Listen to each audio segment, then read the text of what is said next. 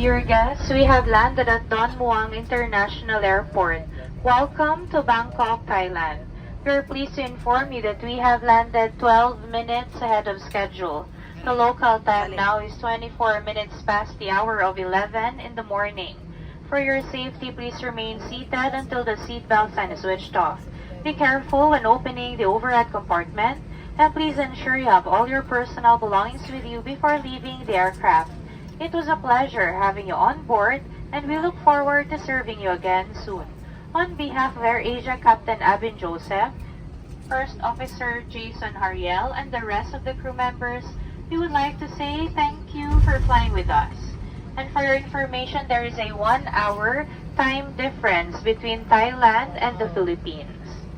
Sa mga mahal naming panawin, kalalapag lang po natin sa Don Muang International Airport. Ikinagagalak namin paalam na tayo ay maaga ng 12 minuto sa takdang oras ng pagdating. Ang oras ngayon ay 25 minuto makalipas ang ika-11 ng umaga.